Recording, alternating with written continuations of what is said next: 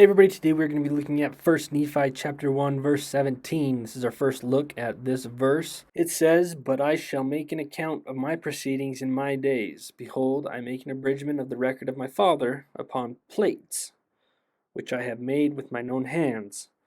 Wherefore, after I have abridged the record of my father, then will I make an account of my own life." He begins writing these things once he gets to the promised land.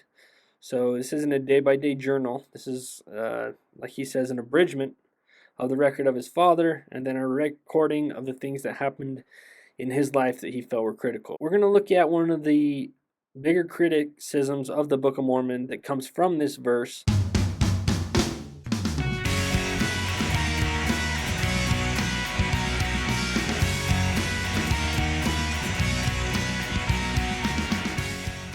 As always, the opinions expressed in this video are my own personal opinions and not that of the church or any of its leaders. When Joseph Smith originally told people of this story that he had gold plates, a lot of people didn't believe that he could have gold plates. The Book of Mormon was actually published for 100 years. People made fun of him for saying that these things were written on gold plates because everybody knows that in the ancient days, people from this era wrote on parchment, not on metal. Hugh Nibley, a legend of Book of Mormon scholarship, said at one point, "It will not be long before men forget that in Joseph Smith's day, the prophet was mocked and derided for his description of the plates more than anything else." This was the number one criticism of the Book of Mormon, why it cannot be true. This was the glaring anachronism that proved that Joseph Smith was a fraud, is that he claimed that he got this information off of golden or metal plates. Remember, this was in 1820. At the time, the people were probably somewhat right in saying that there was no discoveries of anything like record-kept plates of metal. Since then, almost exactly after, you see there's a 1843 was the year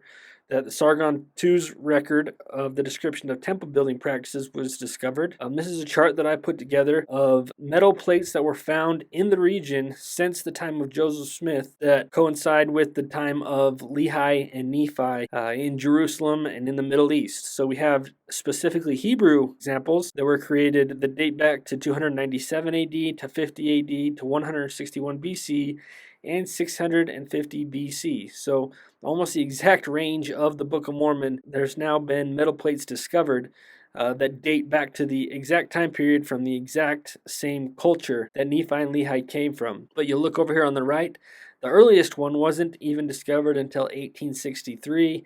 They're still discovering these things between archaeological digs that are going on now, and even recently the Dead Sea Scrolls came up with copper scroll that you see there from 50 AD. These things are continuing to be discovered. You know, Hugh Nibley said that one day there would be 100 examples of this. Well, there's now hundreds of examples of these metal scripts in the ancient world. So here's one from the Egyptian culture, which we know Lehi and Nephi were very familiar with, that dates back to 1700 BC, that was found in 1928. In 1937, one was found in the Semitic regions from 1000 BC. You have a whole list here of ones that coincide and help Joseph Smith's story of metal plates help corroborate it. And you understand that when Joseph Smith did say that these things were on plates, there was nothing discovered that would substantiate that. So if he had been making up the golden plates, if he had been making up this story, he would have messed that up. That would have been an anachronism. But time is on the side of the Book of Mormon and continues to prove these stories and these things and these accounts that nobody knew at the time to be very, very accurate. Another thing I want to point out is the things that were written on metal versus parchment are the things that were very of most importance. So we have the brass plates, right, that Nephi mentions. That was very important. We have a temple dedication written on gold plates from 500 BC. From 650 BC, we have Jewish priestly benedictions that are found in Numbers. We have a contract between the Jews and the Romans. We have a description of buried valuables, Jewish magic book given to Noah, the Sefer HaRajim. So the most important religious documents of the time were all kept on metal tablets because obviously those were going to last a lot longer than a parchment would. All right, this data is from Wikipedia. If you look up the Aramaic and Canaanite scripts, you can see the list of over 100 different writings that were found on metal plates. We now have 192 that were listed on Wikipedia in ancient Aramaic and Canaanite cultures. The documents that are on the list date back as far as 1100 BC. 95.6 of these 192 metal documents were discovered after 1820, and the documents dated to as recently as 100 BC. So, in this 1,000-year period where Nephi and Lehi began this record, we have now found 192 metal documents in the area where they started it, virtually none of which were known to the Western world in 1820. If Joseph Smith made up the Book of Mormon, if he made up the golden plates, he was making up something that could not be substantiated at the time, that had no business being part of history, and has since been proven to be not only feasible, but with the importance of the document, almost required. What metal did Nephi use, though? This is what we know from the people that saw him, from the witnesses of the plates, and from some people that weren't considered the official witnesses, but at some point saw the plates, whether they were covered or whether they lifted them or whether they saw a corner of them under a cloth. These are all the descriptions we have of the weight, size, thickness, and color of the plates. So Martin Harris, under the weight, says they were all together from 40 to 60 pounds. William Smith said they weighed about 60 pounds. Martin Harris said that he knew that they were lead or gold from lifting them. My daughter said they were about as much as she could lift. They were now in a glass box, and my wife said they were very heavy.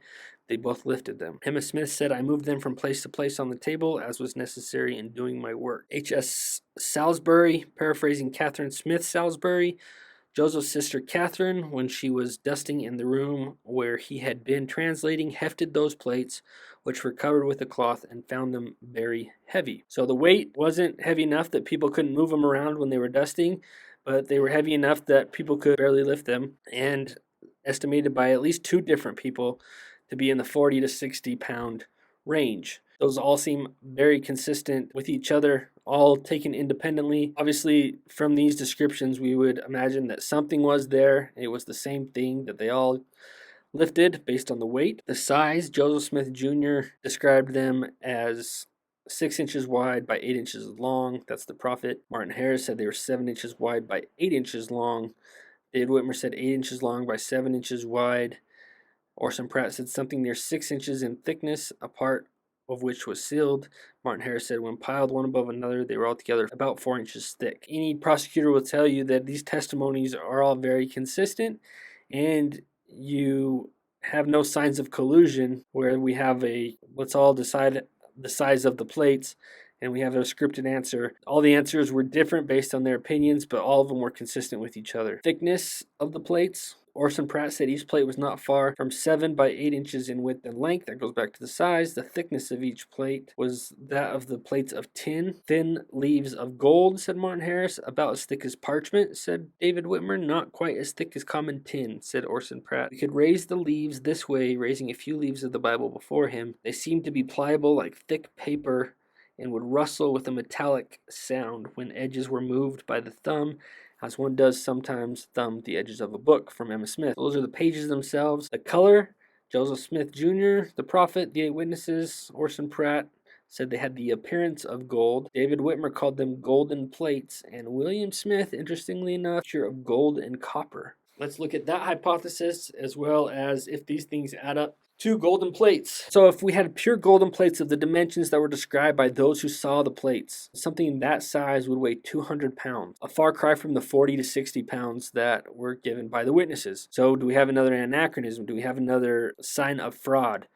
Pure gold would also be too soft to write on. It wouldn't hold those characters in for the duration that they needed to be held. These were copper, then they could have a golden color at first, but eventually they would have turned completely green and oxidized. The oxidation of the copper would have made the engravings harder to decipher over time. They can't be gold, it's too heavy and too soft. It can't be copper, it's not the right color. This has stumped a lot of people, and maybe some people leave the church because of this. The testimonies don't add up to what golden plates should weigh, should look like. There's a lot that goes into this and a lot of questions that needed to be answered, and then they were.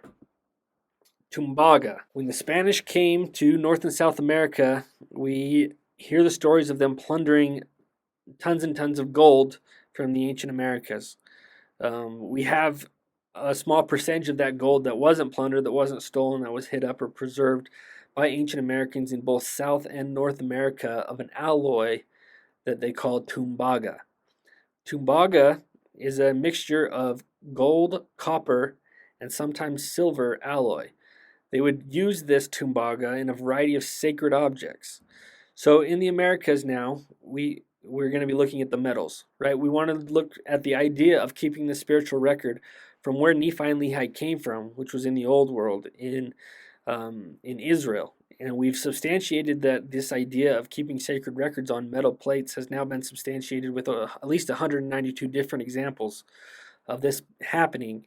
And now we need to look at, did they have the resources in the Americas to make something like this that would last, that would retain the color of gold, and they'd be able to write on and keep a record that would hold up over 1,000 years. This Tombaga is what these ancient Americans used. The great thing about Tombaga is the gold in it preserves the golden color, while the copper will oxidize, but make the gold harder and last longer and more durable. It'll also make it easier. The gold will make the copper easier to write on, and the copper will also make the gold lighter. So those two things mixed, and with some silver in there from time to time, a variety of different percentages, but the most common percentage of Tombaga would place the plates at the size described by the witnesses would be a weight of 53 to 58 pounds, right in the exact estimated range of 40 to 60 pounds from the witnesses. The gold would retain the color and the copper would create strength. This is an example of some of the Tombaga, and this is the color that is retained. And even, as if they were skilled enough craftsmen, they could even take a lime or a lemon or some citric acid of some kind, rub it on top of the plates. It would oxidize quickly and get rid of the copper on top and just leave a gold sheen underneath. And then when they would engrave, the copper would be exposed and you'd see a darker color as the copper oxidized, making it even easier to read. So not only do we have the idea substantiated of writing on metal plates from the old world, but in the new world where the plates were created, we have Tombaga, which is an ideal substance that matches the exact size and dimensions described by the witnesses that no one in upstate New York had any idea existed or how to build, make, or what it was used for in 1820. And now we have the discovery of this Tombaga in both North and South America, all over in the Western world. Time is on the side of the Book of Mormon, and once again, what some believe to be anachronisms that prove that the Book of Mormon was false has gone to become a credit to the Book of Mormon and an evidence of its truthfulness.